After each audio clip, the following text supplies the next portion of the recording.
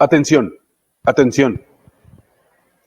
Con el propósito de salvaguardar la integridad de todos los participantes a este evento, la Escuela Nacional de Maestras de Jardín de Niños, a través del Comité Interno de Protección Civil, les brinda la siguiente información y se les solicita, de la manera más atenta, dar seguimiento puntual a las siguientes indicaciones. En caso de emergencia, conserve y ayude a mantener la calma. Siga con atención los procedimientos que se indican a continuación. El sistema de alertamiento con que cuenta la institución consiste en una serie de campanas distribuidas estratégicamente en toda la instalación, lo cual permitirá escuchar con claridad la señal para dirigirse a las zonas de menor riesgo, delimitadas con líneas de color verde. Si este fuera el caso, diríjase rápidamente y con precaución a estas áreas. Permanezca ahí hasta recibir nuevas indicaciones de las brigadas de protección civil. Este auditorio cuenta con 4 puertas que han sido habilitadas como salidas de emergencia. Las personas que se encuentran en las gradas deberán desalojar por las puertas localizadas a sus costados, y quienes se encuentran en las sillas a nivel de piso por las puertas que se localizan frente a ustedes, a los costados del escenario. Por su atención, muchas gracias. Buenos días. ¿Se escucha bien ahí? ¿No, verdad? Ahí, mejor, perfecto. Buenos días, bienvenidas, bienvenidos. Pues para mí es un gusto dar paso a nuestra agenda de la Semana Normalista 2024 con la conferencia magistral Evaluación de la Formación Emocional en la Escuela Nacional para Maestras de Jardines de Niños, primeros resultados del estudio.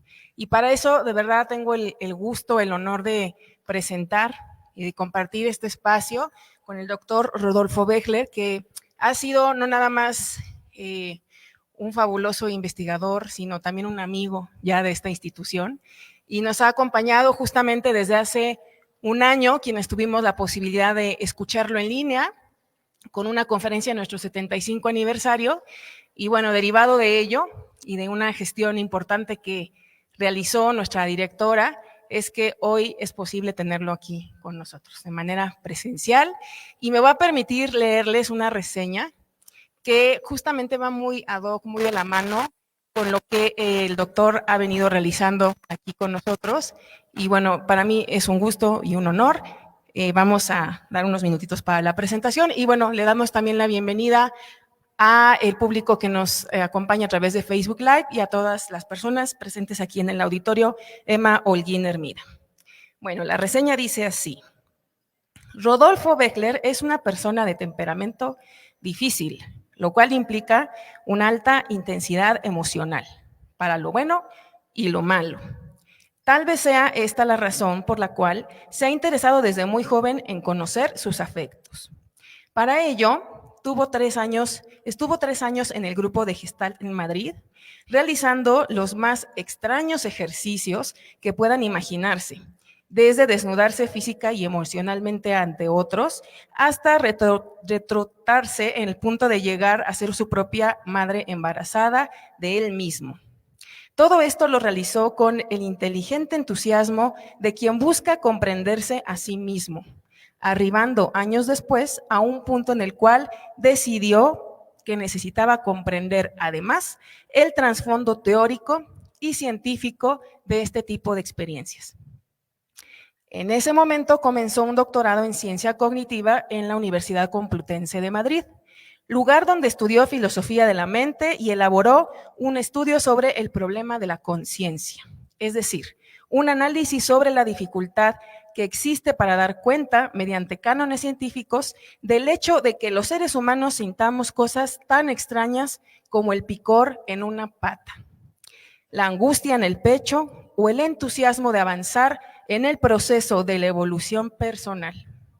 Dicho de otra forma, se trataba de comprender la brecha existente entre la explicación materialista y fenomenológica de la mente.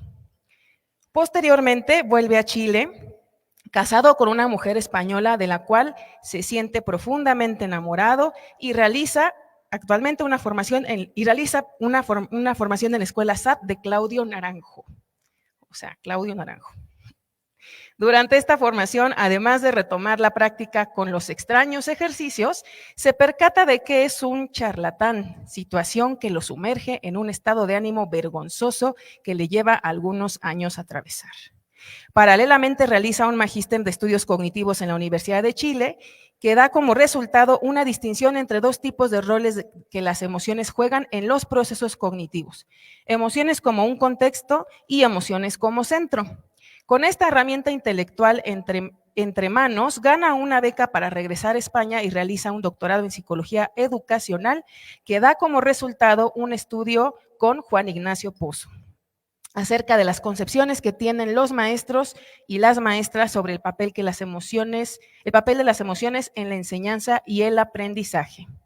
Esto último lo lleva a estudiar la formación emocional inicial docente y venir a México a conocer su fabulosa cultura, probando tacos, quesadillas, chilaquiles y, por supuesto, mezcal.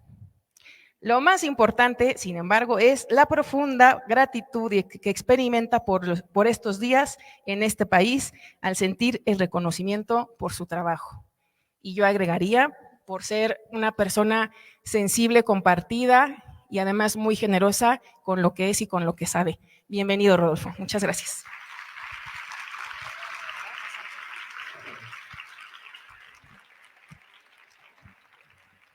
Bueno, muy buenos días. Muchas gracias, Mónica. Me pongo de pie, creo que mejor así. Lo que yo voy a hablarles el día de hoy son básicamente algunas reflexiones y algunos hallazgos que hemos logrado después de 6 meses de trabajo más o menos, desde el año pasado hasta la fecha. Tal vez algunas de ustedes hayan pasado por algún focus group que realizamos o probablemente respondieron a algún instrumento de los que enviamos en línea.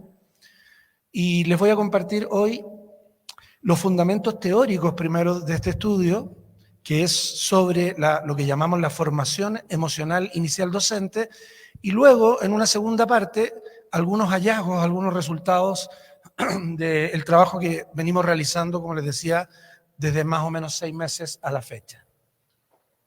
El proyecto se llama Evaluación de la Formación Emocional Docente en general, y en particular este estudio que se realiza en esta escuela normal y, bueno, sus primeros resultados obtenidos. Es un proyecto de colaboración binacional entre Chile y México. Está desarrollado con fondos de la Agencia Nacional de Investigación y Desarrollo de Chile, y estamos colaborando con un equipo de investigadores tanto chilenos como mexicanos.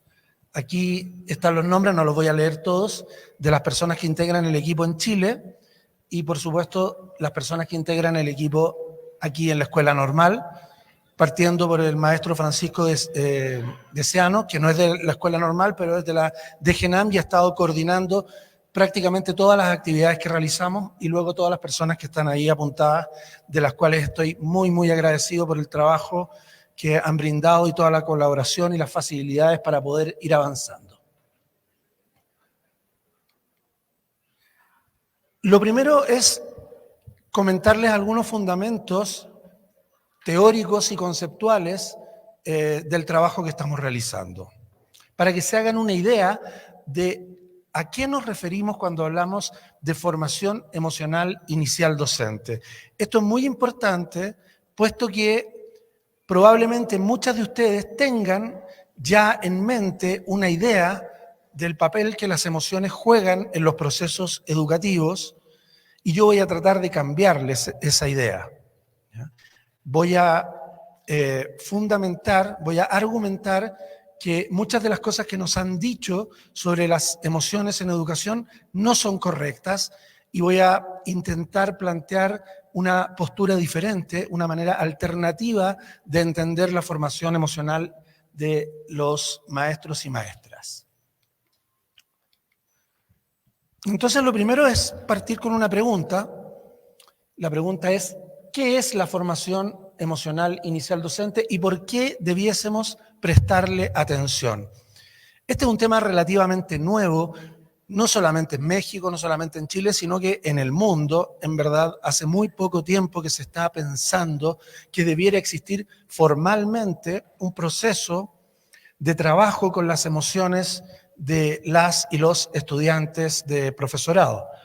Con lo cual no hay demasiada literatura, pero la poca literatura que existe está anclada en algunas ideas que no tienen mucho fundamento científico. Por ejemplo, aquí tenemos un artículo de unas investigadoras españolas que trabajan la formación emocional inicial, o sea, la que se da en una escuela normal o en una universidad, para formar profesores y profesoras, maestras y maestros, entendida desde la lógica de la inteligencia emocional. Entonces dice, en este artículo, yo traje un extracto para que lo pudiéramos analizar, que la formación emocional es importante porque completa la formación del profesorado. Y he marcado con negrita la palabra completar, digamos, es una especie de complemento del resto de la formación. Es una primera idea que a mí me parece que no es correcta. La formación emocional no es en verdad un complemento. Vamos a ver que desde el enfoque que mantenemos, la formación emocional de las futuras maestras y maestros es el centro del proceso, no un complemento. Tampoco es un complemento del desarrollo cognitivo, porque vamos a ver en esta presentación que en verdad eso que nos han dicho respecto de la separación entre procesos cognitivos y procesos emocionales o afectivos no es correcto. Desde un punto de vista de las neurociencias, desde un punto de vista de la ciencia cognitiva, hay muchos datos que nos muestran que la separación entre emociones y cognición es una separación artificial, es una separación que hemos establecido culturalmente y se pueden rastrear los antecedentes históricos que van configurando esta manera de entender la mente humana, donde por un lado están las emociones y por otro lado la cognición, pero en verdad no se corresponde con la manera bajo la cual el cerebro funciona. ¿Ok? Entonces, puse este extracto como un ejemplo de lo que no sería este trabajo que estamos realizando ahora. Nosotros estamos partiendo desde un punto de vista distinto. Esa mirada está anclada en la lógica de lo que algunos autores, sobre todo españoles, como por ejemplo, o catalán, como por ejemplo Rafael Vizquerra, que es la idea de la educación emocional. La idea de la educación emocional es que básicamente cuando nos formamos en emociones, cuando nos formamos emocionalmente, lo que tenemos que hacer es atender a estos principios o a estos objetivos más bien. Por un lado, generar conocimiento respecto de las emociones. Y fíjense ustedes qué paradoja es esa de creer que yo puedo conocer mis emociones. Para que yo pudiera conocer mis emociones, tendría que ocurrir que mis emociones y yo somos dos cosas distintas para yo poder aproximarme a ese objeto de conocimiento. Esa no es la realidad. Todos sabemos por experiencia personal que mis emociones y yo son lo mismo. O dicho de otra manera, nosotros somos seres emocionales o nosotros vivimos en las emociones. Por lo tanto, yo no tengo que conocer las emociones como puedo conocer un libro, como puedo conocer un paisaje, como puedo conocer a otra persona. Yo más bien soy mis emociones. De la misma manera, la idea de identificar las emociones de los otros tiene también varios problemas, puesto que principalmente detrás de esta lógica está la idea de que las emociones son estados discretos. ¿Qué significa estados discretos? Significa que existe por un lado algo que llamamos miedo, algo que llamamos vergüenza, rabia, alegría, etc. Y cada una de estas emociones serían como compartimentos estancos, separables, distinguibles unos de otros. Eso tampoco es correcto. Si bien culturalmente nosotros tendemos a llamar a algunas experiencias como miedo o como alegría. Lo cierto es que no existen estructuras cerebrales para aquellas experiencias que se diferencian unas de otras. No existe una parte del cerebro que funcione para aquello que llamamos miedo, mientras que existe otra parte del cerebro que funciona para aquello que llamamos tristeza. ¿Ok? No es así como operan las emociones. Lo que nosotros tenemos es un cerebro que nos posibilita sentirnos a veces bien y en otras ocasiones mal. Y todo esto con distintos grados de intensidad. A veces nos sentimos muy mal o a veces nuestro malestar es más bien pequeñito. Parece que cuando me voy al medio se acopla, ¿no? Me voy a quedar por acá.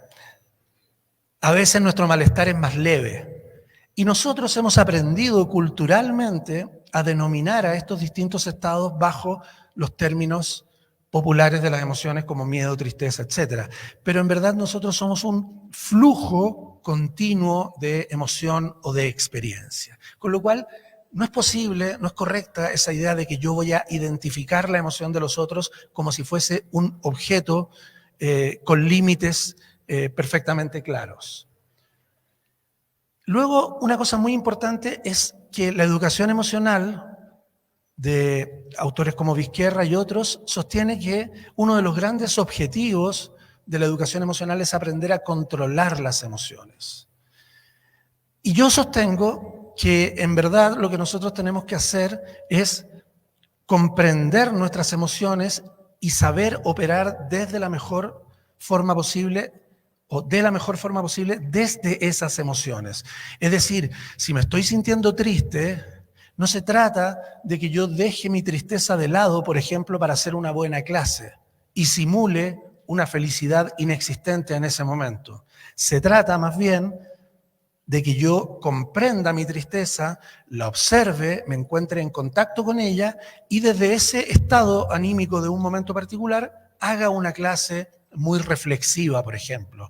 Porque cuando la gente tiene tristeza, cuando los seres humanos tenemos tristeza, nos volvemos muy reflexivos. Entonces podemos hacer una clase muy profunda desde la tristeza.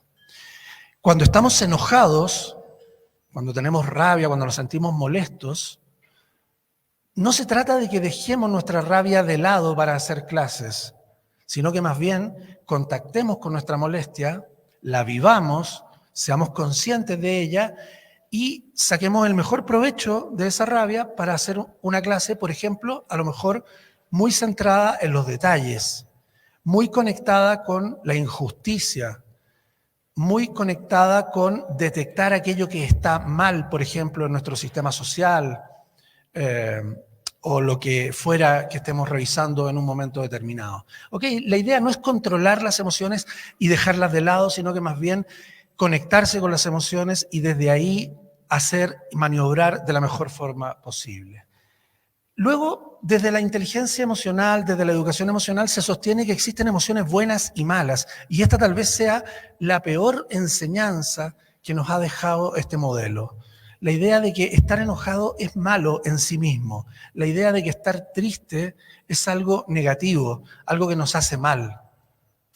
Todos sabemos, por experiencia personal, cuánto se puede aprender de la tristeza, cuánto se puede aprender de la rabia, cuánto nos puede ser útil la rabia en un momento determinado, por ejemplo, para poner un límite frente a una situación injusta. No existen emociones buenas y malas. La idea de emociones positivas y negativas tiene que ver más bien con que no nos gusta sentirnos enojados, no nos gusta sentirnos tristes, no es agradable, pero eso no significa que esa emoción sea en sí misma perjudicial. Muy por el contrario, lo perjudicial pudiera ser el hecho de no reconocer que me estoy sintiendo molesto. Por lo mismo, tampoco se trata aquí de buscar siempre emociones positivas. Está muy bien querer sentirse feliz, querer sentirse alegre, querer estar entusiasta, por ejemplo, para realizar las clases, pero todos sabemos también que el entusiasmo y la alegría no son la emoción perfecta. De hecho, muchas veces cometemos errores, nos equivocamos mucho más por estar alegres, ¿no? Si queremos emprender un negocio y tenemos solamente gente entusiasta en nuestro equipo, eso va a ir fatal. y vamos a terminar creyendo que la idea de vender helados en la Antártida es una estupenda idea, ¿no? Con lo cual la alegría, que está tan valorada, diríamos sobrevalorada en nuestra cultura, no es la emoción ideal. Lo ideal es poder fluir por toda la gama de emociones posibles en la medida que el día va transcurriendo. Nos levantamos por la mañana y nos sentimos cansados, a veces molestos porque tenemos que hacer algo que no quisiéramos hacer y queremos seguir durmiendo, pero luego tomamos un café y nos sentimos felices de saborear el gusto del café y luego sentir la luz del día. Luego salgo a la calle y me encuentro con alguien y me siento avergonzado o contento de contactar con esta persona. Y así es minuto a minuto e incluso segundo a segundo que vamos experimentando muchas emociones durante el día, y todas estas emociones son información muy importante para entenderme a mí mismo y entender lo que está pasando a mi alrededor. Con lo cual, no se trata de estar siempre en una emoción de entusiasmo, porque si así fuese, me estaría perdiendo mucha información respecto de mí mismo y del mundo. Por supuesto, todo esto podría resumirse en el hecho de que la idea de las competencias emocionales, que es la idea de poder manejar mis emociones de una cierta manera, no es una idea correcta. Más bien se trata de estar en contacto con mis emociones y desde ahí poder maniobrar, desde ahí poder decidir, desde ahí poder actuar de la mejor forma posible. Y bueno, por supuesto, la lógica de automotivarse y adoptar una actitud positiva, más o menos, digamos, ya lo he dicho, desde el enfoque que aquí sostenemos, no es correcta.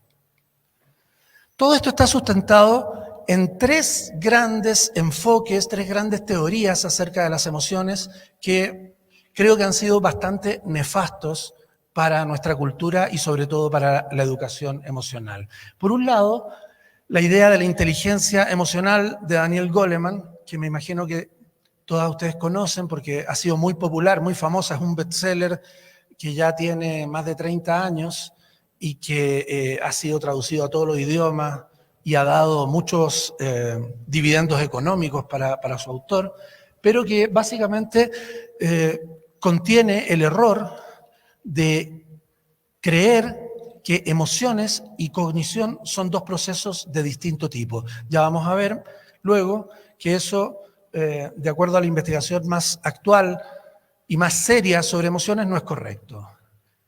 La idea de la psicología positiva, no sé si han escuchado hablar de la psicología positiva, es una idea que viene de los Estados Unidos, de los antiguos conductistas, particularmente Martin Seligman, es el autor, el creador de la lógica de la psicología positiva. Una vez que el conductismo empieza a decaer como una corriente explicativa del ser humano, porque ya se hace imposible negar que los seres humanos tenemos una mente, como pretendían los conductistas, y que esta mente es muy relevante para todo lo que nosotros hacemos.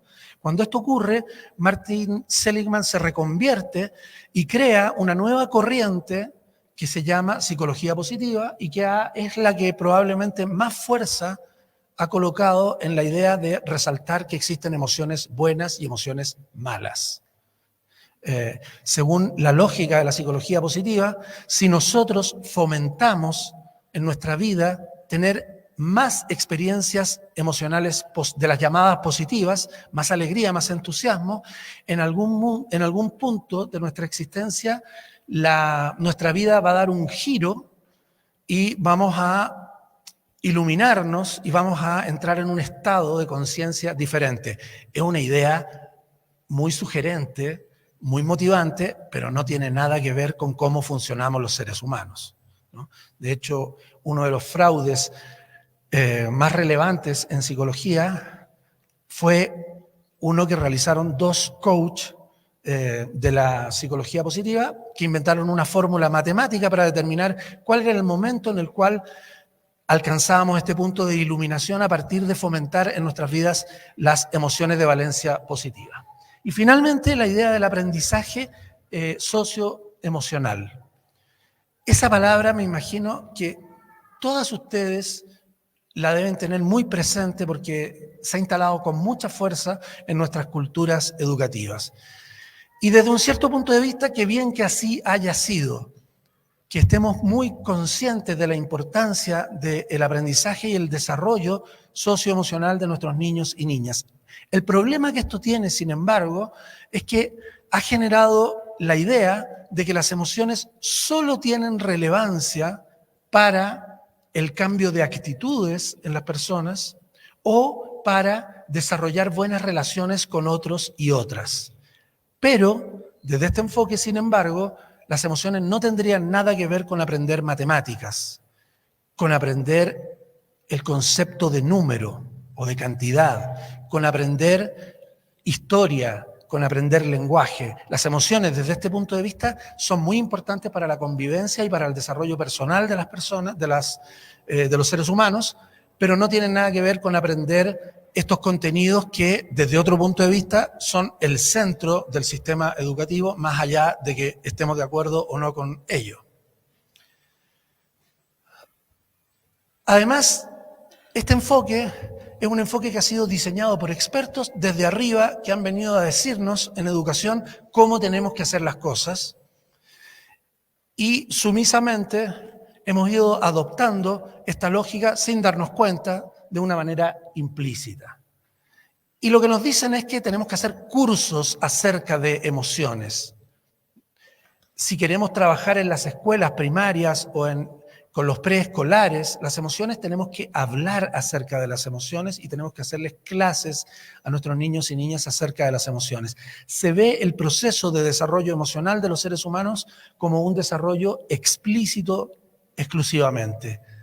Y todos nosotros sabemos que en verdad muchas de las cosas que tienen que ver con las emociones se aprenden implícitamente en la relación con otros y otras. Y que es más, muchas veces lo que nos dicen explícitamente acerca de las emociones no tiene nada que ver con aquello que las personas actúan en relación con las emociones. Y generalmente es mucho más importante el modelaje, es mucho más importante el proceso de imitación para nuestro desarrollo que aquello que nos hablan acerca de.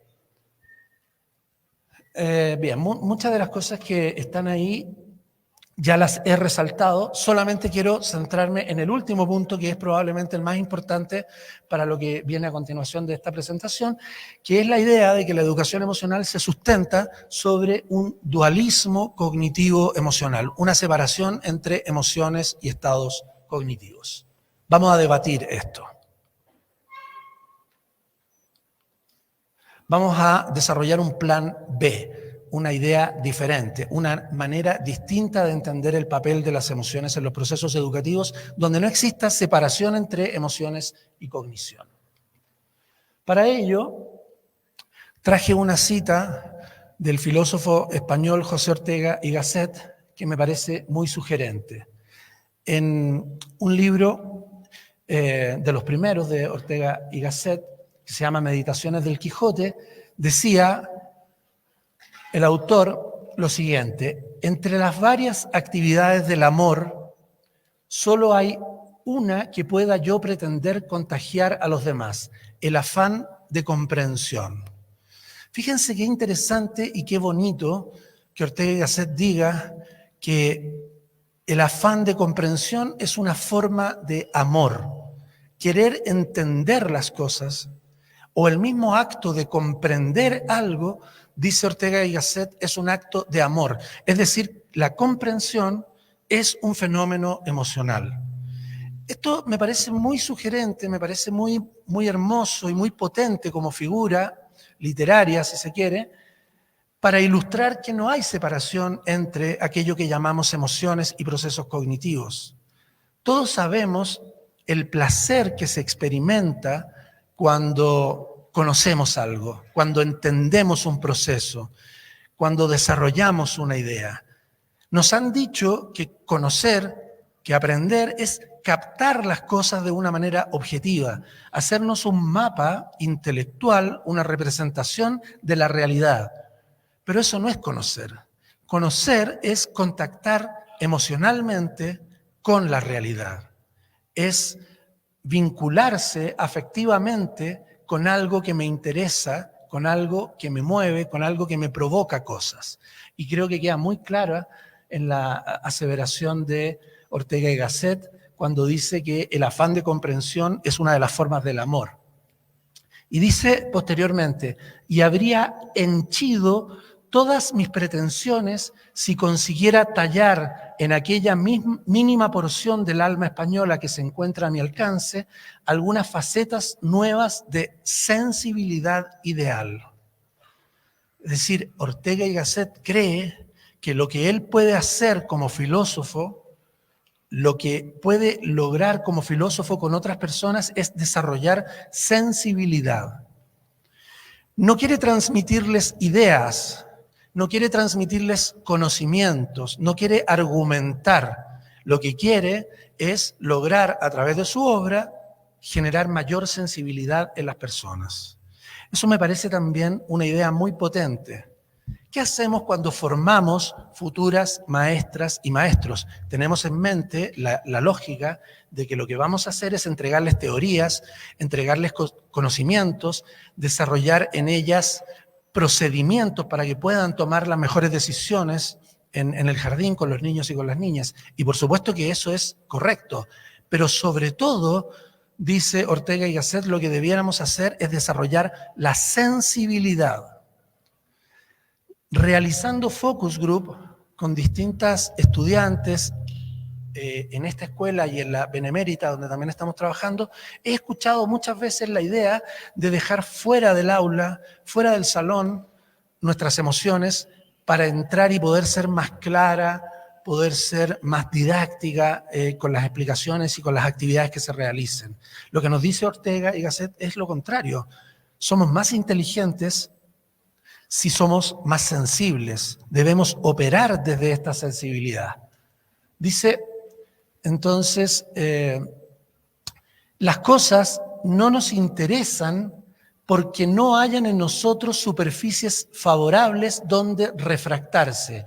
Y es menester que multipliquemos los haces de nuestro espíritu a fin de que temas innumerables lleguen a herirle, ¿no? En la medida que somos más sensibles, estamos más interesados por el mundo, estamos más interesados por las otras personas. Nos vinculamos de manera mucho más profunda con el mundo y con otros y por lo tanto podemos desarrollar una educación de mucha mayor profundidad. Las teorías, los procedimientos son muy importantes, pero en el salón de clases lo más importante es nuestra sensibilidad para actuar y tomar las mejores decisiones. Llámese en un diálogo platónico a este afán de comprensión locura de amor. Qué bonito, ¿no? No solamente amor, sino que un amor desatado, un amor loco por conocerlo todo. Pero aunque no fuera la forma originaria, la génesis y culminación de todo amor, un ímpetu de comprender las cosas, creo que es su síntoma forzoso. A nosotros los españoles nos es más fácil enardecernos por un dogma moral que abrir nuestro pecho a las exigencias de la veracidad. Está hablando en los años 40, 50, donde la moral católica era una moral muy rígida en España y en prácticamente todo nuestro mundo occidental, pero podemos rescatar esa idea actualmente. ¿Cuántas veces sobreponemos a nuestra emoción una teoría y actuamos rígidamente porque creemos que las cosas tenemos que hacerlas de acuerdo a cómo lo dice la teoría o el protocolo de actuación que se encuentra en un jardín, en una escuela? Y nosotros sabemos internamente que eso no es lo que tenemos que hacer. Y sin embargo, oponemos a nuestra sensibilidad una moral rígida, una moral protocolarizada, una moral que no tiene que ver con lo que está ocurriendo en el momento, sino que se hizo fuera de contexto completamente y asumimos que eso es lo correcto porque está escrito en algún código. Finalmente, dice, de menor grado entregamos definitivamente nuestro albedrío a una actitud moral rígida que mantener siempre abierto nuestro juicio, presto en todo momento a la reforma y corrección de vidas, la apertura, a abrirnos a otras posibilidades, a entregarnos a otras formas de actuar, a otro tipo de decisiones. Diríase que abrazamos el imperativo moral como un arma para simplificarnos la vida, aniquilando porciones inmensas del orbe. No hagamos eso, chicas. compañeros, maestros, no aniquilemos nuestra subjetividad por un dogma, por lo que dice una teoría, por lo que dice un código, por lo que dice un protocolo, por lo que me dijo un profesor o profesora. Desarrollemos inteligencia, desarrollemos enseñanza a partir de nuestras emociones y no negando lo que nosotros sentimos. Me parece que es muy claro, a partir de las reflexiones de Ortega y Gasset, que no existe separación entre emoción y cognición. Esto que nos han dicho los psicólogos, los filósofos, de que por un lado están las emociones y por el otro lado está nuestra comprensión, no es correcto. El amor es comprensión. Comprender es un acto emocional. Feldman Barrett, tal vez una de las neurocientíficas más interesantes, desde mi punto de vista al menos, en el estudio de las emociones, muestra que en el cerebro humano no existe un área que sea específicamente cognitiva y otra que sea específicamente emocional. Nos han dicho que la amígdala, que el sistema límbico está relacionado exclusivamente con las emociones, mientras que nuestro lóbulo frontal, nuestra corteza prefrontal y frontal están relacionadas con los procesos cognitivos. Eso no es correcto. Feldman Barrett muestra en este estudio y en otros más que en verdad existen muchas zonas del cerebro, por ejemplo la ínsula anterior, que se conectan, se activan indistintamente para aquello que llamamos emoción, como para aquello que llamamos procesos cognitivos, como por ejemplo pensar, comprender, razonar, aprender. Es decir, si estamos escaneando el cerebro de una persona, específicamente la ínsula anterior, y le preguntamos a esa persona qué está pasando por su mente en un momento determinado, cuando nosotros vemos en el escáner que está activada la ínsula anterior, obtenemos respuestas que nos muestran indistintamente procesos tanto de los llamados cognitivos como de los llamados afectivos. Una persona tiene activada la ínsula anterior cuando está experimentando una emoción y también la tiene activada cuando está razonando sobre algo. La ínsula anterior no funciona únicamente para aquello que llamamos emociones y para aquello que llamamos cognición. Y así existen diferentes áreas del cerebro que muestran que esta división entre procesos cognitivos y afectivos no es correcta. En el cerebro, ontológicamente, no existe esta separación. Es una manera de hablar, es parte de nuestra cultura que tiene un origen y que podemos rastrear probablemente en algo así como 500 años de existencia, que suele ubicar a Descartes como el mayor culpable, y por lo tanto se trata de algo histórica y culturalmente construido, pero que no tiene que ver con cómo funciona el cerebro. Otro interesantísimo investigador, Antonio Damasio, neurocientífico portugués, muestra más detalles aún. Nos enseña a partir de lo que él llama su hipótesis de los marcadores somáticos. No sé si han revisado esa teoría. Existe un libro muy hermoso que se llama El error de Descartes, de Antonio Damasio, donde nos muestra que todo proceso de aquello que llamamos cognición, todo proceso llamado cognitivo, está antecedido por emociones.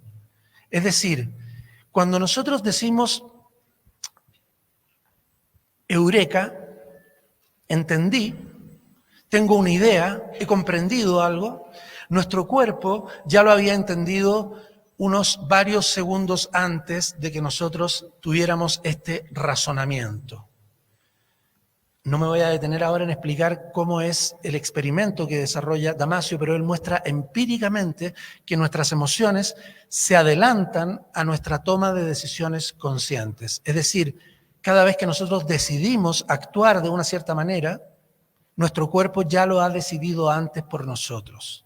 Por eso la imagen del corazón ahí reflejando las emociones o lo corporal, trayendo de la mano al cerebro. Nosotros solemos creer que se trata de procesos separados, pero Antonio Damasio nos muestra que en verdad pensar, comprender, aprender es un proceso que transita desde estados emocionales, cualitativos, subjetivamente experimentados, hasta aquello que llamamos razonamiento. Y no hay una división, un límite claro definido entre ambos procesos. Bien, ¿cómo funciona todo esto en el aula? en el jardín, por ejemplo, o en una escuela primaria, donde sea que se dé un proceso educativo. ¿Conocen a esa profesora? La saqué de internet y era de un jardín de aquí de la Ciudad de México. Bueno, y puse ahí una flechita, no sé si se observa bien. Ah, perdón. Aquí. Conectando la mirada del niño con la maestra, ¿no? Eso es lo que pasa en el aula. Nos conectamos y sentimos cosas conjuntamente con nuestros niños, niñas, con nuestros estudiantes. Detectamos lo que ellos están sintiendo y eso que ellos están sintiendo nos hace sentir cosas a nosotros y desde ahí tomamos decisiones. En el aula, por cierto, no operamos con la teoría de Piaget. No pensamos en Vygotsky para saber qué hacer en un momento determinado. Tomamos decisiones de manera intuitiva porque todo esto ocurre muy rápidamente. No hay tiempo para aplicar teorías en el aula. Eso está muy bien para la planificación. Y por cierto, todas nuestras sesiones deben estar estrictamente planificadas. No estoy en absoluto en contra de la planificación, todo lo contrario, me parece que cada una de nuestras actividades tiene que estar planificada al máximo detalle, chequeada, revisada teóricamente. Sin embargo, tenemos que saber que lo que va a ocurrir en el salón de clases es algo que probablemente sea muy distinto, porque la realidad es mucho más dinámica, es mucho más compleja que la teoría, y tenemos que estar disponibles para, como decía Ortega y Gasset, abrir el pecho a esas nuevas circunstancias, a esas nuevas situaciones y operar desde la flexibilidad, no desde la rigidez moral, no desde la rigidez protocolar. Con lo cual, las maestras no toman decisiones como si tuvieran un software en la cabeza, ¿no? Yo puse ahí una planilla Excel para ejemplificar la idea. Esa no es la manera como funcionamos, ¿no? Las maestras, los maestros, tomamos decisiones conectando emocionalmente con lo que pasa con nuestros niños y niñas en el salón de clases. Esas emociones que detectamos muchas veces sin darnos cuenta, porque no se trata siempre de un proceso consciente, nos impactan y nos generan a nosotros también emociones y es desde esas emociones que nosotros maniobramos y tomamos decisiones, no desde la teoría. Todos quienes trabajen en procesos educativos saben que esto funciona de aquella manera. Bueno, ahí puse algunos ejemplos de emociones que pudieran estar ocurriendo, no sé si se alcanza a ver bien, distracción, angustia, interés, cosas que me parecía que podían observarse en las caras de esos niños y niñas. Todas esas emociones impactan en la maestra y es desde ahí desde donde va maniobrando para ir dirigiendo las diferentes actividades. De manera que enseñar no es aplicar técnicas, enseñar no es aplicar metodologías, tener en mente teorías. Estoy viendo si puedo pasar la frontera del acoplamiento, me parece que funcionó. Enseñar, podríamos decir que es generar un andamiaje emocional para facilitar en los niños y niñas la construcción de representaciones mentales. Cuando Lev Vygotsky nos decía que el proceso de aprendizaje se sustenta en un diálogo con otra persona y con la cultura que nos proporciona un andamiaje, podríamos decir ahora que ese andamiaje no es únicamente cognitivo, es también y preferentemente un andamiaje emocional.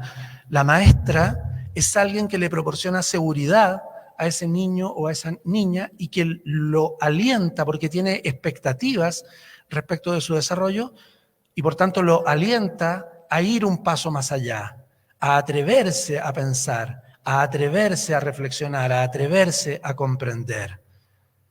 Es un andamiaje que proporciona sobre todo un ambiente seguro para explorar el mundo. También le damos ideas, también hacemos preguntas, también les entregamos palabras nuevas, términos a nuestros niños y niñas, pero sobre todo proporcionamos un andamiaje emocional. De tal manera que las emociones no son algo que tiene que ver únicamente con la convivencia que se da en el salón de clase. Las emociones son el centro del aprendizaje de las matemáticas, el lenguaje, la historia, lo que sea que estemos viendo en un momento determinado. Este es un proceso intuitivo, una palabra muy despreciada por la ciencia, intuición. Pero afortunadamente Damasio nos recuerda que hay una explicación científica para la intuición, que la intuición no es una cosa mágica. Y ahí está su hipótesis de los marcadores somáticos de la cual le hablaba hace un momento. Y requiere prestar a las emociones ajenas y a las propias con el objetivo de utilizarlas como guía para la toma de decisiones flexibles. Lejos de tratarse o de tener como objetivo dejar mis emociones fuera para poder operar de manera razonable, de manera objetiva, lo que estamos proponiendo acá, lo que estoy proponiendo acá es que utilicemos nuestras emociones como una guía para la toma de decisiones y para la conducta. Otra manera de decirlo es que enseñar es utilizar la propia mente para influir en las mentes de otros seres humanos. Y cuando hablamos de mente, estamos hablando preferentemente de emociones. Esta es la idea de la teoría de la mente. La idea de que en la relación entre los seres humanos lo que estamos haciendo todo el tiempo es leernos mutuamente los estados mentales. Michael Tomasello, investigador del Instituto Max Planck en Alemania, por si les interesa el tema, es quien mejor ha desarrollado estas ideas. Es una versión contemporánea de las ideas de Vygotsky. ¿Cómo ocurre todo este proceso? Ocurre de la siguiente manera. Cuando nosotros nos comunicamos con otra persona, existen dos vías de... quiero ver cómo coloco el cursor acá. Ahí. Dos vías de contacto, de transmisión de información. Por un lado, una vía que algunos autores han llamado digital, que fluye a través de las palabras, el bla, bla, bla. El hablar entre las personas es una parte muy importante de la comunicación humana. Pero esto está siempre acompañado de otro tipo de comunicación que algunos autores llaman comunicación analógica. Podríamos llamarla también comunicación no verbal, comunicación corporal o también podríamos llamarla comunicación emocional. Esto ocurre siempre, no en una situación particular donde hay emociones que están desbordadas. No, siempre están fluyendo ambos tipos de comunicación en el proceso de interacción humana. Entonces, lo que nosotros decimos a través de las palabras es comentado a través de nuestras emociones. Cuando me comunico con otra persona, yo le digo entonces que no estoy de acuerdo con lo que me está diciendo. Pero se lo puedo decir de muchas maneras emocionales diferentes. Le puedo decir, por ejemplo, no estoy de acuerdo con lo que tú me estás diciendo. ¿Y qué estoy comunicando cuando lo digo de esa manera? No estoy de acuerdo con lo que me estás diciendo.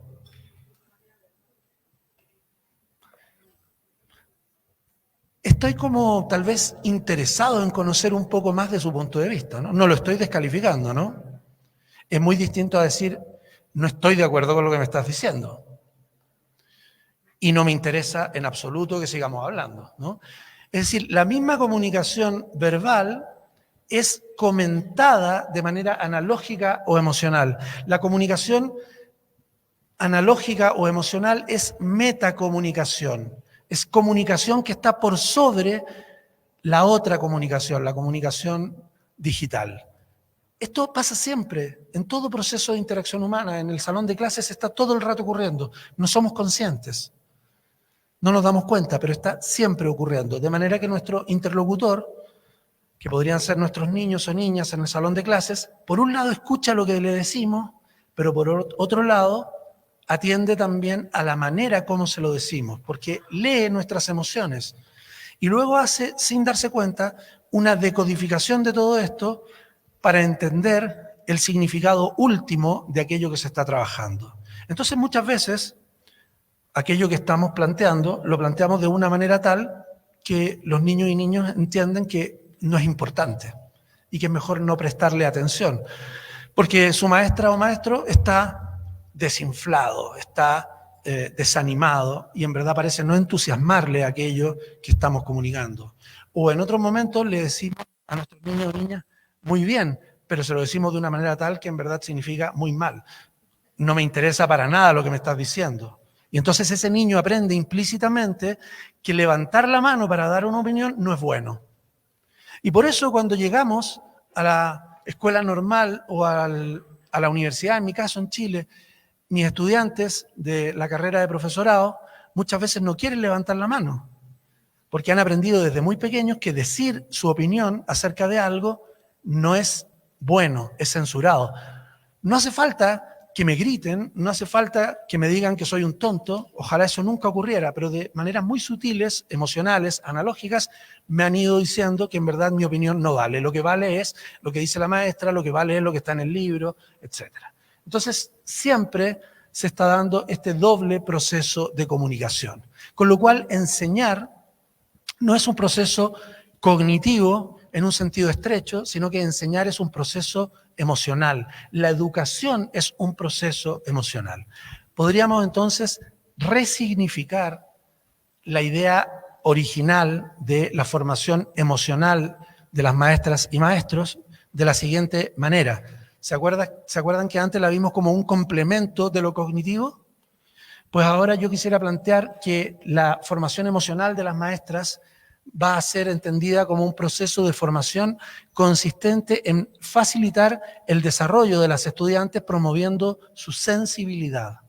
No tiene que ver con controlar las emociones. El objetivo principal no es controlar, regular mis emociones, todo lo contrario, el objetivo es hacerme cada vez más sensible. La gente habla de las personas mayores como personas con daño orgánico cerebral y por eso lloran y se emocionan con mucha facilidad las personas mayores. Lo que decía Claudio Naranjo es que el proceso de evolución de los seres humanos consiste en hacerse cada vez más sensibles. Y si somos mayores y vamos evolucionando en la dirección correcta, vemos un paisaje y nos emociona. Nos encontramos con alguien que queremos y nos emocionamos.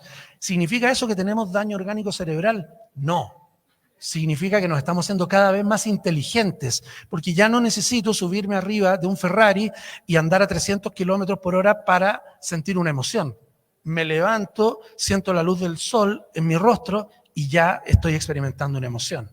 Entonces, el desarrollo emocional de las futuras maestras no tiene que ver con aprender a controlar sus emociones, sino que muy por el contrario, desde mi punto de vista, hacerlas cada vez más sensibles, cada vez más conectadas y cada vez con más superficie para conectar emocionalmente con el mundo.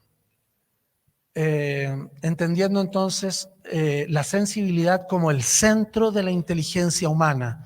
La sensibilidad no es algo que acompaña a la inteligencia, no, la sensibilidad es inteligencia, es el centro de nuestra capacidad de pensar, de decidir. Lo anterior implica generar un contexto que les permita a las estudiantes de la carrera de maestra prestar una permanente atención sobre sus emociones, utilizándolas como guías del pensamiento y la acción, más allá de que sean agradables o desagradables.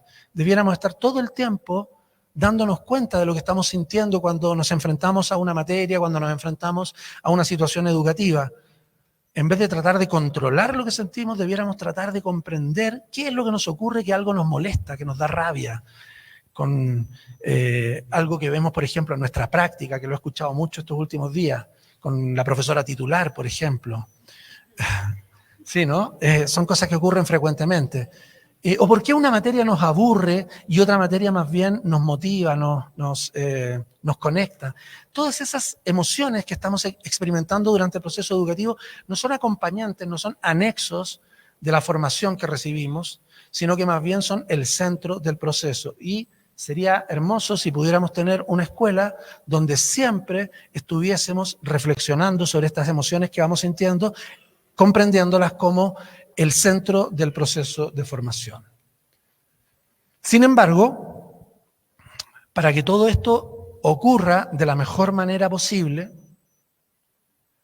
deberíamos también ser personas que nos hayamos liberado de una serie de condicionamientos previos que tenemos antes de entrar a la carrera de no sé cómo la llaman acá, de profesorado diría yo, y que derivan de nuestra historia familiar y sobre todo también de nuestra historia escolar.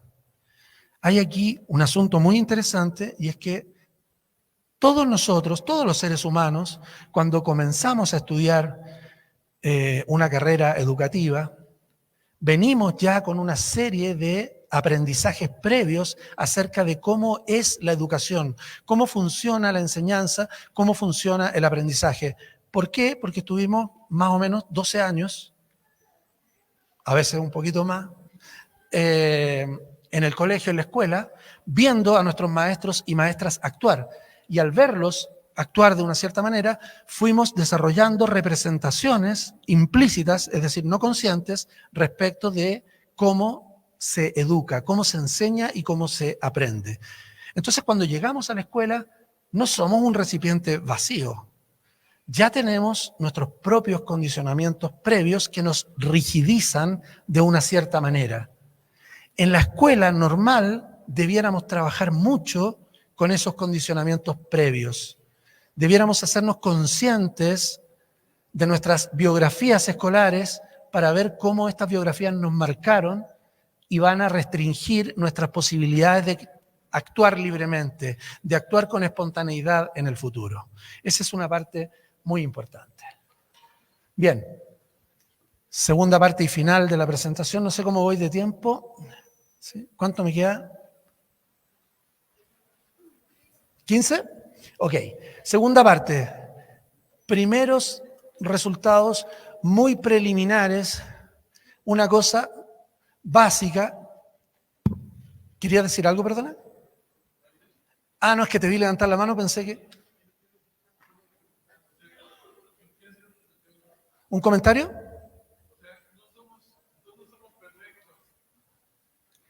¿Perdón? No, no somos perfectos, claramente.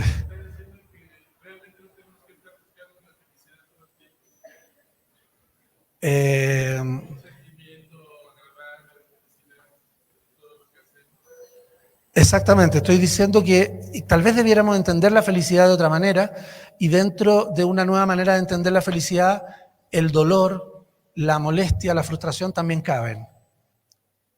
Sí. Sí, así es.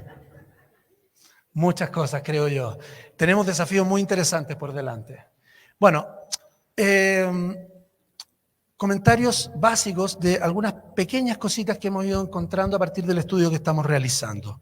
Algunos habrán participado, como les decía, respondiendo cuestionarios, participando en focus group, y aquí tenemos algunos primeros hallazgos muy preliminares respecto de eso. El estudio que estamos llevando a cabo involucra un análisis de la formación que se entrega, que se brinda en diferentes ámbitos. Estamos analizando los documentos de los distintos cursos, de las distintas asignaturas. Estamos estudiando las percepciones que tienen las estudiantes respecto de la formación que reciben y también lo que marqué ahí en el centro, estamos analizando las concepciones que tienen tanto los maestros y maestras formadoras como las estudiantes acerca del papel que las emociones juegan en los procesos educativos. Y sobre esto les quiero comentar dos cositas. Realizamos una evaluación de las concepciones que tienen ustedes, estudiantes de la carrera, cuando inicia el proceso, cuando están en primer año, y luego con aquellas personas que ya están en el trayecto final, o sea, séptimo y octavo semestre, ¿no? Y encontramos lo siguiente. Lo hicimos considerando tres concepciones acerca del papel que las emociones juegan en los procesos educativos. Ya esto está basado en un estudio previo que detecta que hay tres maneras de entender el papel de las emociones en los procesos educativos. Se llaman reduccionismo conductual, influencia de las emociones en la cognición, que es más o menos la idea de la inteligencia emocional, la educación emocional de la cual les hablé, y finalmente integración emocional cognitiva. La gente que piensa en las emociones y su papel en los procesos educativos desde el punto de vista del reduccionismo conductual, un poco lo que hace es negar la existencia de las emociones en los procesos educativos. No les prestan atención. Cuando uno les pregunta, por ejemplo, cuáles son las emociones que más frecuentemente se dan en el salón escolar, en el aula universitaria o donde sea, dicen cosas como: a veces hay estudiantes que están inquietos, se mueven, se paran en la sala. Otros han llegado incluso a llorar en la clase. Si se fijan, este profesor o profesora, ya no me acuerdo, cuando nos hablaba de las emociones, en realidad se estaba refiriendo a las conductas. Parecía no entender o parecía no mirar el aspecto subjetivo interno de las emociones, sino que más bien se centraba en los comportamientos. Otros, en cambio, que adhieren más o menos a esta idea de la educación emocional de la cual les hablé hace un momento, cuando les preguntábamos por las emociones que más frecuentemente se dan en el salón escolar, decían: yo a veces veo niños que están hasta el cuello en muchas cosas, que tienen muchos problemas que traen de la casa, y lo puse resaltado, que los traen de la casa, que les provocan rabia, desánimo. Entonces, es imposible que te pongan atención para que, por ejemplo, entiendan que es una figura literaria. Debe haber sido probablemente una profesora de primaria o secundaria, ya no lo recuerdo. ¿Qué es lo que nos está diciendo esta profesora? Que las emociones son muy importantes, pero que las emociones no tienen que ver con lo que se enseña en un momento determinado. Las emociones tienen un origen en otro lugar, en este caso en la casa, pero influyen en lo que se intenta enseñar y aprender en un momento determinado. Y finalmente, teníamos profesores que nos dijeron cosas como la siguiente. Cuando les preguntamos cuáles son las emociones que más frecuentemente se dan en el aula, nos decían cosas como: el otro día estábamos en clases y vimos un video del tigre de Tasmania, un animal que se extinguió. Los alumnos se pusieron tristes al ver las imágenes y yo encontré que se había logrado el objetivo. ¿Se entiende? Lo que este profesor nos está diciendo es que si los estudiantes lograron conectarse emocionalmente con ese proceso, ya aprendieron. No hay separación desde este punto de vista entre la emoción y aquello que llamamos aprendizaje. Aprender es sentir, o sentir es aprender. Teniendo en cuenta estas tres concepciones, evaluamos, voy a saltar esto, cómo se daban en las estudiantes de primer año y de últimos años aquí en la escuela normal. Y encontramos lo siguiente. Ahí está la comparación entre primero y últimos años. En color azul están los estudiantes de primer año y esta es la concepción de reduccionismo conductual. ¿Se fijan? Aquí estos valores están desde el 0 hacia abajo. Es decir, en primer año y en últimos años de la carrera se rechaza el reduccionismo conductual. Esa es una muy buena noticia. Las estudiantes no están de acuerdo con esta idea de que las emociones no son importantes, que solamente importan los comportamientos. Pero es muy interesante que el rechazo es mucho más potente en los estudiantes de últimos años. Es decir, en la medida que vamos avanzando en este proceso de formación, cada vez tenemos más claro que nosotros no somos un conjunto de comportamientos, como lo creían los conductistas. Nosotros somos seres emocionales, seres mentales. Eso se intensifica en la medida que vamos avanzando en el proceso formativo. De la misma manera, observamos que la idea de la integración emocional cognitiva también es rechazada, y esta no es tan buena noticia. Tanto los estudiantes de primer año como los estudiantes de último año rechazan la idea de que aprender es sentir o sentir es aprender. Es bastante lógico que así sea. Toda nuestra cultura nos dice que las cosas funcionan de otra manera, que hay una separación entre procesos cognitivos y afectivos. Pero la buena noticia dentro de lo malo es que este rechazo es mucho menor cuando se trata de estudiantes que están ya en los últimos años de la carrera. Ha disminuido esa resistencia a homologar emoción y cognición. Finalmente, encontramos que no hay diferencias entre estudiantes de últimos años y de primeros años para la concepción que llamamos influencia de las emociones en la cognición. O sea, al salir sigue predominando la lógica de la educación emocional y tal vez eso es algo sobre lo cual debiéramos trabajar, si están de acuerdo con esta idea, en aras a posibilitar un cambio en ese sentido. Si pensamos que la educación tiene como objetivo cambiar el mundo, como decía Claudio Naranjo, entonces debiéramos hacer algo distinto en la escuela para que cuando las estudiantes salgan de aquí tengan una mirada diferente a la que predomina en nuestra cultura más allá del sistema escolar. Finalmente, lo último que quiero decirles es que realizando diferentes focus group hemos encontrado que parece que, al menos en esta escuela, dos de las claves muy importantes para generar ese cambio se encuentran, primero, en un curso que en varios focus group, tanto de profesores como, de maestros formadores como de estudiantes, nos mencionaron como muy importante para trabajar los aspectos emocionales. Es el curso El sujeto y su formación profesional docente. Por eso en noviembre voy a venir de nuevo y vamos a trabajar únicamente en la observación y comprensión de ese curso. Queremos entender con mucha claridad qué cosas pasan ahí. Por lo que hemos visto hasta ahora, se trata de un curso donde se revisan las biografías escolares, los antecedentes de estudio, digamos, la historia emocional de los estudiantes, de las estudiantes cuando entran a la carrera, y cómo eso se relaciona con la construcción de una identidad docente. Un curso que me parece interesantísimo y lo vamos a observar con mucho detalle. Y el otro gran tema son las prácticas profesionales y su acompañamiento. Y esto es algo que toda la literatura lo señala con mucha fuerza. Es ahí donde se juega gran parte de la formación emocional de las estudiantes. Cuando vamos al jardín, experimentamos muchísimas cosas. Frustración, alegría, desesperanza, entusiasmo, en fin. Trabajar con esas emociones parece ser un aspecto central de la formación emocional. Así nos lo han dicho las estudiantes en los focus que hemos realizado, y por eso estamos también muy interesados en comprender la mejor manera de llevar a cabo el acompañamiento de las prácticas. Eso sería. Muchas gracias.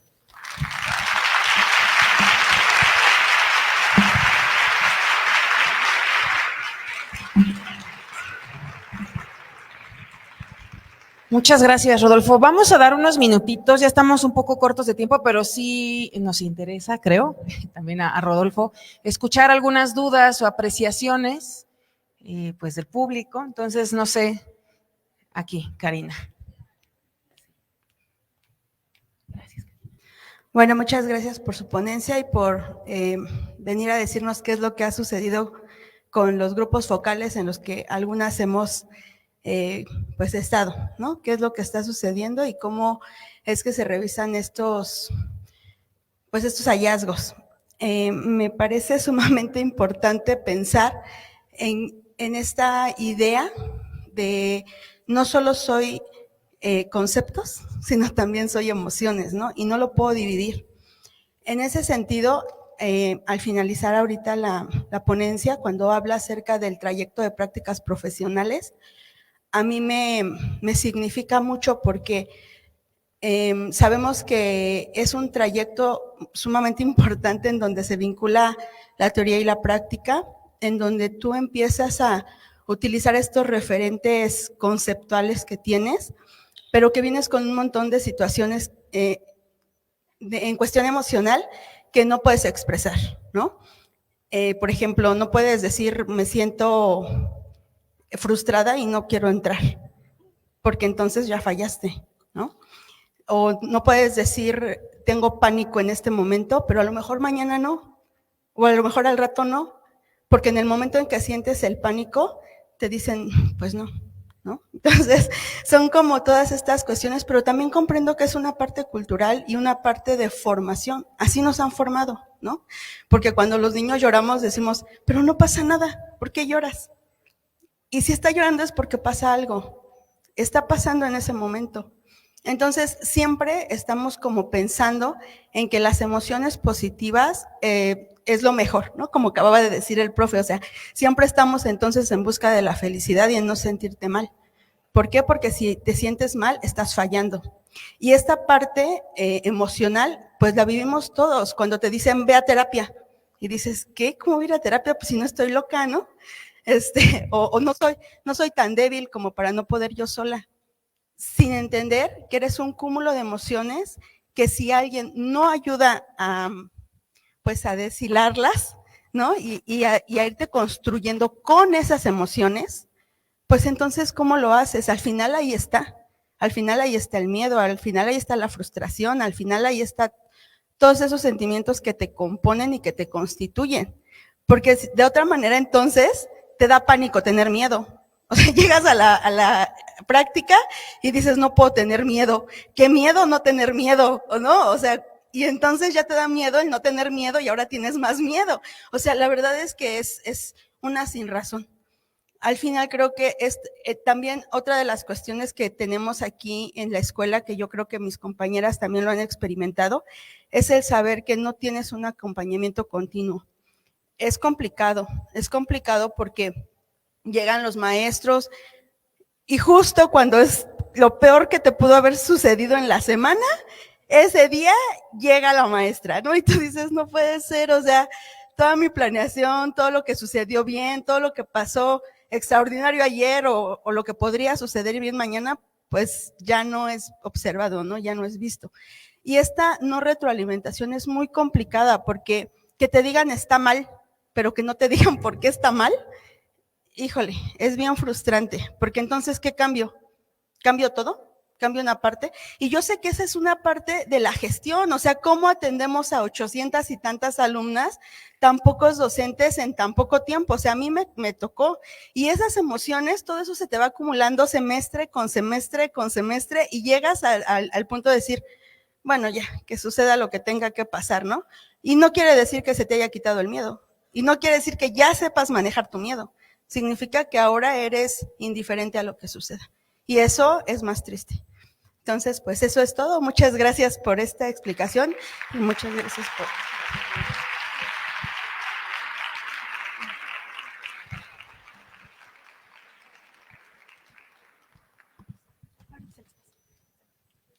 Si quieres, primero tú, Silvia. Solo quiero decir que me parece muy significativo todo lo que tú has dicho. Entiendo que es un comentario más que una pregunta y estoy plenamente de acuerdo con todo lo que tú dices. Muchas gracias. Buenas tardes, muchas gracias. Soy Silvia Martínez, soy estudiante de primer año, estoy en el segundo semestre y justamente el año pasado hubo un momento en el que yo me sentía sobrepasada, frustrada y yo pensaba que era por la brecha generacional, porque yo llegué cuando tenía que llegar a esta escuela y estoy muy contenta y muy orgullosa y muy agradecida de que eso ocurriera. Pero me refiero que yo decía, ¿será por la brecha generacional? ¿Soy la única que se siente así? Y entonces, hasta el día que de repente me atreví a decir, me siento así con mis compañeras, de repente me empezaron a decir, tú también, yo también. Y fue una cosa muy informal, pero se hizo como un pequeño círculo, se acercaron las sillas y empezamos a hablar.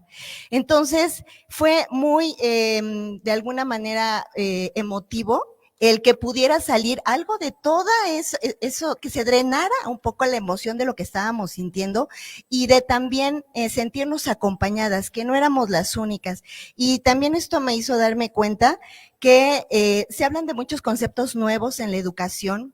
Me encanta que se esté abordando la educación emocional porque yo antes pensaba, yo decía, ¿cómo los mayores desafíos y retos que vamos a enfrentar como seres humanos no se abordan en la escuela? La educación emocional, la sexual, financiera, como que con las cosas que nos vamos a enfrentar la mayor cantidad del tiempo en nuestra vida jamás se hablan y de repente decimos, ¿dónde las podemos hablar?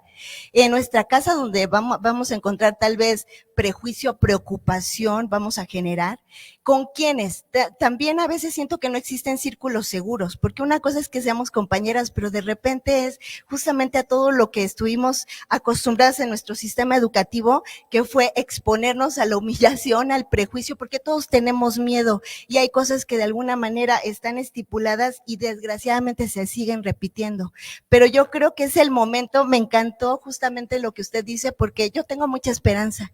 Creo mucho en este país, creo en los seres humanos y la verdad es que por eso es que yo decidí aventarme esta gran aventura de hacer esta carrera, porque creo que debe de haber este pensamiento que desde la formación de las emociones, ahorita yo me estaba imaginando cómo podemos pensar que algo va a pegar como conocimiento si hay algo como una capa muy dura que no permite que sea permeable cualquier cosa que se le pegue. Pero si este ser humano está, vamos a decirlo como usted lo dice, no siempre feliz, pero consciente de lo que yo estoy sintiendo y sintiéndome segura de que no voy a ser reprimida ni nada, ni tampoco voy a hacer un daño, todo eso va a ser así permeable para mí, siempre estando presentes. Muchas gracias. Muchas gracias.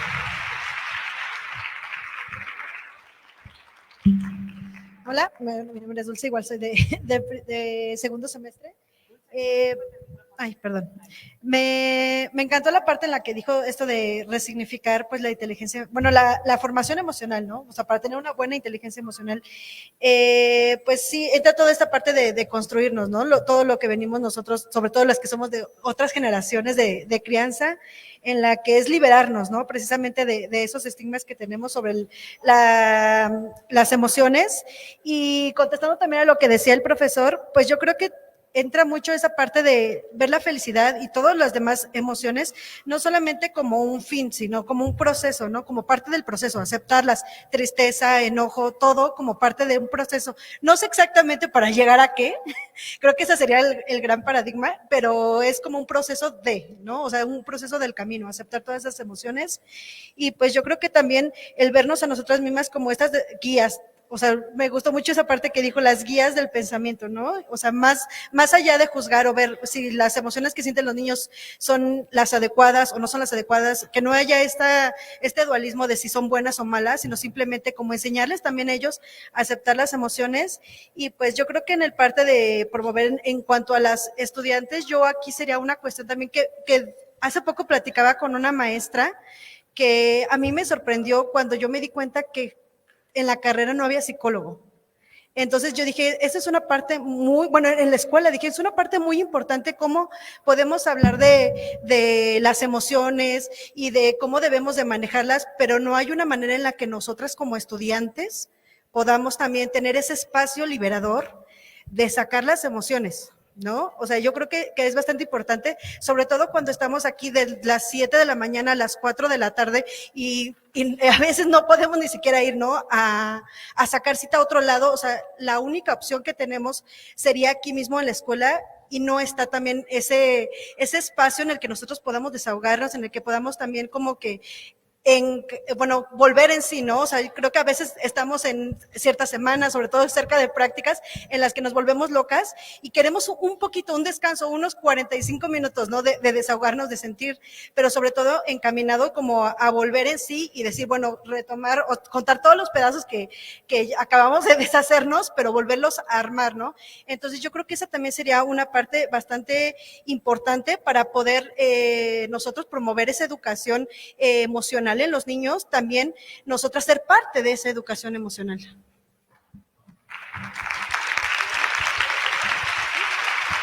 Muchas gracias. Buenos días, yo soy Ari, soy también de segundo semestre y pues no es una pregunta, más bien es un agradecimiento. Hace un rato un profesor nos preguntaba que qué tal nos estaba pareciendo esta semana. Y pues mi respuesta fue muy emocional. Realmente agradezco mucho esta oportunidad, agradezco estar aquí escuchando esta ponencia que nos acaba de presentar. Creo que es muy importante y creo que también es pues muy valioso que esté sembrando en nosotros este cambio y estas ganas de aprender, ¿no? De cambiar nuestras configuraciones y de hacer muchísimas más sobre los pensamientos que teníamos sobre la educación, sobre todo eso. Agradezco mucho también, pues, que nos tomen en cuenta y que escuchen nuestras opiniones, sobre todo que las respetemos y que nos sintamos acompañadas. Muchas gracias.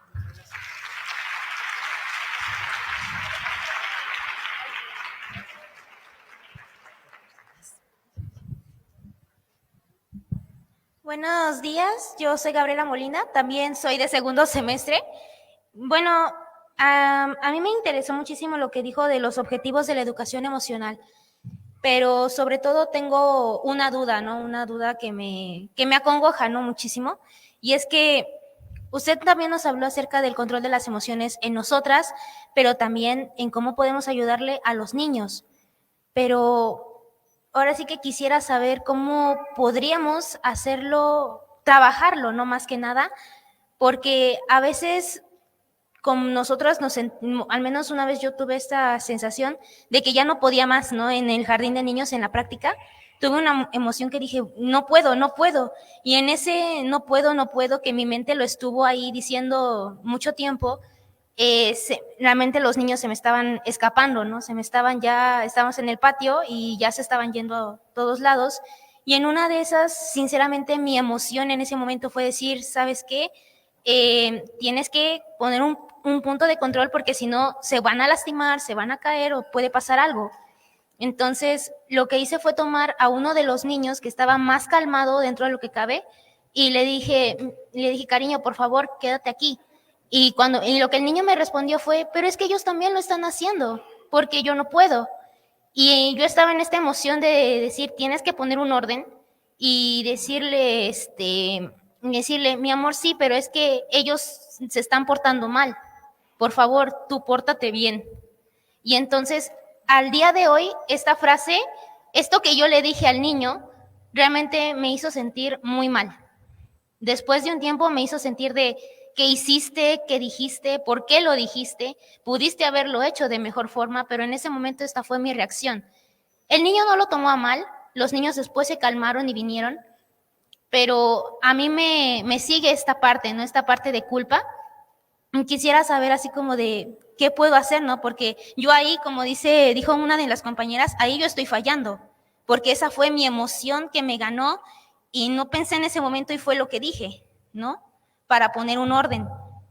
Pero al niño eso en un momento le va a repercutir, porque en un futuro va a decir, no, es que si ellos piensan eso y los demás dicen que está mal, entonces es que me estoy portando mal. Y pues como maestros no podemos hacer eso, ¿no? O sea, creo que hasta lo estoy limitando a hacer ciertas cosas que podría ser mejor en un futuro. Muchas gracias. ¿Gabriela? Gabriela. Bueno, me parece, gracias por compartir tu experiencia. Es más nutritivo aún cuando no es solamente una opinión, sino que viene acompañada de algo que te ocurrió, algo que tú sentiste. Cuando mencioné lo del control de las emociones, lo mencioné como una crítica. Yo no creo que el objetivo de la educación o la formación emocional sea controlar nuestras emociones. Yo más bien creo que lo que debemos hacer es aprender a navegar correctamente desde nuestras emociones. Y eso implica, lejos de negar lo que estamos sintiendo, hacerse muy consciente de lo que estamos experimentando en un momento determinado. Y eso implica además no solamente aquellas emociones agradables, sino que también las emociones desagradables. Por ejemplo, la rabia. Es legítimo que me moleste cuando mis estudiantes están desbordados y nada está funcionando y no me hacen caso. ¿Es legítimo que me moleste? Es absolutamente legítimo. No hay ningún problema en que yo experimente rabia como educador o educadora. Saquémonos ese lente que nos dice que hay emociones que son negativas. Ninguna emoción es negativa. Lo único que puede ser negativo es la conducta. Si yo estoy molesto y a partir de la molestia golpeo la mesa a otra persona, ofendo, insulto, eso es censurable desde un punto de vista ético, moral, por cierto. Pero la emoción es otra cosa. La emoción no es lo mismo que la conducta. No se trata entonces de reprimir lo que estoy sintiendo, sino que se trata de hacerme consciente y una vez que me hago consciente, tomar desde ahí la mejor decisión. Y lejos de creer que soy culpable por sentirme molesto con mis estudiantes, creo que lo que debemos hacer es legitimar esa molestia. Hemos pasado en el mundo desde una educación muy castigadora, la idea de la letra con sangre entra, a una educación donde ahora pareciera que solo si estamos muy entusiasmados y divirtiéndonos todo el tiempo, solo entonces las cosas están funcionando. No era buena ni la educación de los años 50, 60, de la letra con sangre entra, ni tampoco es buena esta educación de siempre tenemos que estar entusiasmados, siempre tenemos que estar divirtiendo a todo el mundo. El profesor es un animador social, ¿no? Un presentador de televisión que mantiene a todo el mundo ahí en el éxtasis permanente. No es así. Hay momentos de rabia, hay momentos de aburrimiento, hay momentos de frustración y también de entusiasmo, de alegría. Por cierto, mi recomendación, si es que puedo dar una recomendación, mi idea más bien es permitirnos navegar por toda la amplia posibilidad emocional que nuestro cuerpo nos ofrece y desde ahí ir tomando las mejores decisiones. No creo que hayas hecho nada malo, todo lo contrario. Creo que poner un límite es muy necesario. Los límites son estructura y la estructura es una forma de amor. Cuando en el salón de clases no hay estructura y no hay límites, no somos más cariñosos con nuestros niños y niñas, todo lo contrario. Estamos faltando a ese cariño, estamos faltando a esa forma de afecto que debe estar presente en los procesos educativos. Proporcionar estructura, poner límites, es una forma de querer a nuestros estudiantes y muchas veces nos lo piden a gritos, de diferentes formas, que nosotros seamos ese guía o esa guía que fija condiciones, pone límites, establece reglas. Yo te invito a que no mires esas reglas como algo negativo, como algo dañino, sino que las entiendas como una parte muy importante del desarrollo.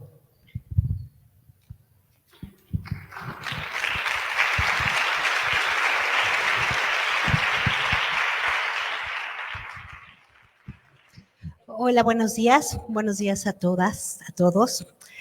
Híjole, escucharte ha sido súper interesante, he estado en el grupo focal, estoy con mis alumnas, y fíjate que escucharlas es como poner siempre atención, ¿no? A lo que ellas nos comentan y poner atención en lo que podemos mejorar. Escuchaba a su compañera que decía, necesitamos más atención, ¿no? O que nos acompañen. Y siempre es como una demanda a nosotros, los maestros. Y también los maestros, en esto es importante justo porque decimos la maestra, la docente en formación con los niños. Y también somos las maestras con las maestras en formación. Y eso que comentas que pasa en un ambiente de aula, también pasa aquí. Porque el niño allá juega y la maestra, ¿no? Y aquí también pasa, pues, que tenemos alumnas que platican, ¿no? Y que entonces uno dice, ¿no? Prende el foquito, se empieza a prender la alarma en nuestra clase. Generamos dinámicas y vemos poca participación. Y entonces uno dice, ¿me regulo o no me regulo? Y cuando ponemos límites, la maestra, qué bárbara, ¿no? O sea, también esto como el reconocimiento también de parte de nuestras alumnas y nuestras docentes en formación, es importante validar a los maestros que tienen enfrente. Porque si ponemos límites, llega un momento en que se pueden sentir ofendidas. Y también el maestro es como ir regulando esta forma en que dialogo, comento, pero sí es importante el ponerte límite, porque si no, no asistes, no atiendes. O sea, son muchas situaciones, ¿no? Y es ahí donde uno dice, bueno, ¿y a mí quién me ayuda, no? Porque nosotros apoyamos, escuchamos, atendemos, ¿y nosotros qué, no? Y en este proceso creo que es como empatía y atención de todos, porque así como las chicas tienen muchas situaciones, también nosotros como maestros. Y a veces nosotros podemos percibir que eso ellas como que no tampoco están sensibles y atentas a los maestros que tienen enfrente. Y es mucha la demanda y nosotros también decimos, cubrimos y tratamos de atender al máximo lo que podemos apoyar y lo que me corresponde como profesionista. Pero también es un punto que hay que poner en la mesa, ¿no? Porque nosotros como compañeros lo comentamos, oye, pero nosotros no, también somos parte de, y creo que somos todo un conjunto, un complejo y una comunidad en la que también el maestro también que entra con ustedes es un ser humano, ¿no? Que siente y que puede tener mucha alegría, mucha emoción, pero también pues ciertas situaciones y altibajos emocionales. Gracias, gracias maestro.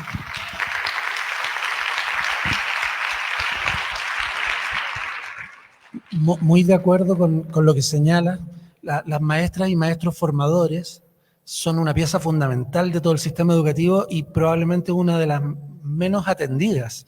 Nadie se preocupa de los maestros y maestras formadoras. De las estudiantes sí hay preocupación, a veces mejor, a veces peor, pero hay estructura. De los niños y niñas, por supuesto.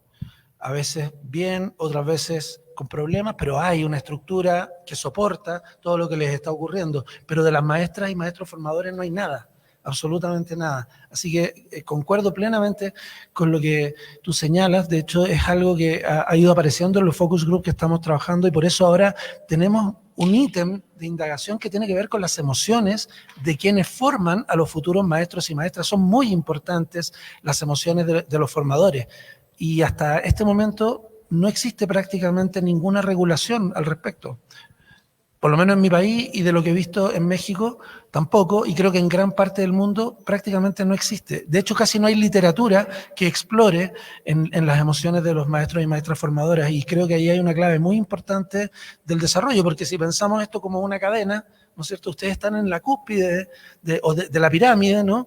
Y muchas de las cosas que van a ocurrir hacia abajo dependen de ustedes. Por lo tanto, se requiere soporte, se requiere acompañamiento, se requiere trabajo con las emociones de maestros y maestras formadoras. Así que muy, muy de acuerdo.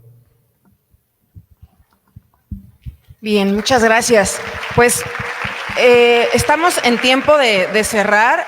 Yo agradezco a Rodolfo, por supuesto, por el tiempo, sus respuestas y sobre todo por provocar y hacer un análisis tan profundo. La propuesta que él tiene es una propuesta innovadora, reivindicadora, me parece, incluso ante dos propuestas tradicionales, como él ya lo explicaba, de la relación que guarda la emoción con la cognición. Entonces, no me queda más que agradecer infinitamente, decía, por su generosidad, pero también por invitarnos a poner al centro esta sensibilidad que es responsabilidad de todas y de todos, en lo individual, en lo colectivo, en las redes, en lo institucional, ¿no? Entonces, ya tendremos otro espacio con él, esperemos, porque ya es de casa y esperemos pronto poder seguir dialogando sobre estas inquietudes. Y voy a leer la constancia a continuación, que dice así: la Escuela Nacional para Maestras de Jardines de Niños otorga la presente constancia a Rodolfo Beckler Silva por impartir la conferencia magistral La formación emocional de las maestras de jardines de niños en la NMJN en el marco de la Semana de Expresión Normalista el día 22 de febrero del 2024 y firma nuestra directora Alicia Luna Rodríguez. Y un pequeño presente de la escuela. Y sí, claro. Sí. Yo también me quiero llevar una. De ahí para acá, ¿verdad? Sí, es que Rodolfo quiere una foto de aquí para allá. Entonces, si nos apoyan, compañeritas, no se me levanten. Sí, ¿no? De ahí para acá. De allí para acá para que salga el público, Alice. Ándale, ahí.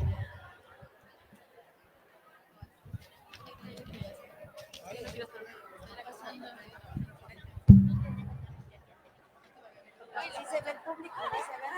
¿Se ve? Se ve la gente.